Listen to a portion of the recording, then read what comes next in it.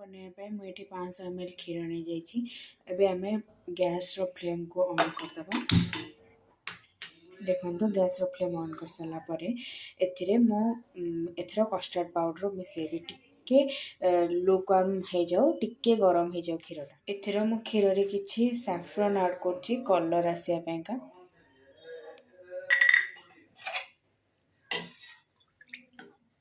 कलरटा आसीबो भलसे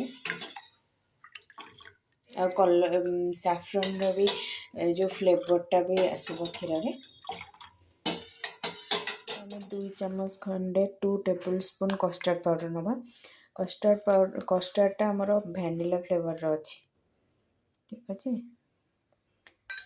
क्षीर टिके उषुम हो आसला यहाँ आम कस्टर्ड पाउडर एथर दबा आपको गोलेबा। आमको गोटे स्लरी प्रस्तुत करार अच्छे से किसी भी लम्स ना कि गेटा जमी न रहा आम गोले दबा भलसे।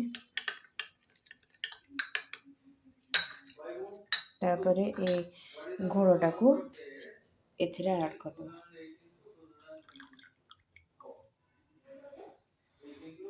आम कंटिन्यूअसली घाटा।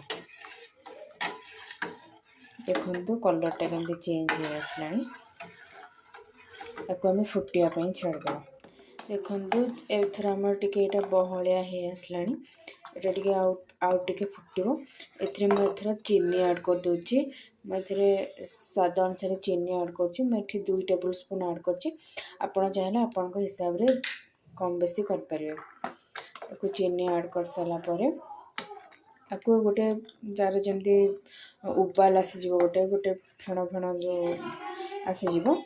देखो यार कंसिस्टेंसी मोटा ही आसला आ टिके फुटी जाओ तापर आम बंद। देखो ये कस्टर्डटा भी आमर फुटी आसला यार कंसिस्टेंसी देखो ये पूरा क्रीमी कंसिस्टेंसी आसीगला। यहाँ को आम यार फ्लेम ऑफ करदे आ गोटे बाउल को काढ़ीद।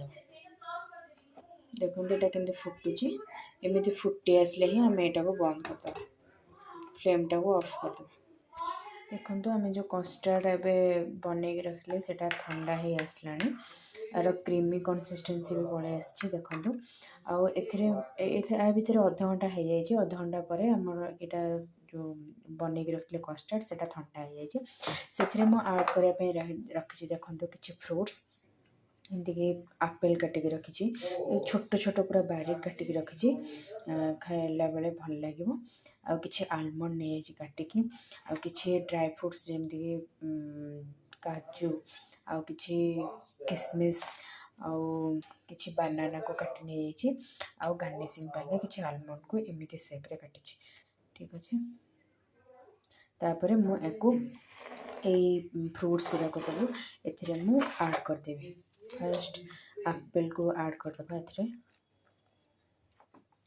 गोटी गोटी करी मु सब ऐड कर दूची। तापर कथा हो सब ड्राई फ्रुट्स को ऐड कर देची याको आम एथर फ्रिज रे रखीदबा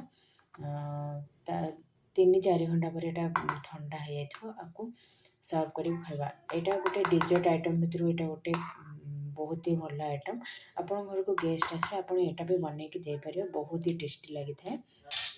ठीक अच्छे आपण हिसाब रे किसी अलग फ्रुट्स जमती कि चेरी पोमेग्रानेट ये सब ऐड करें अलग चेरी सब ऐड करें। ठीक अच्छे।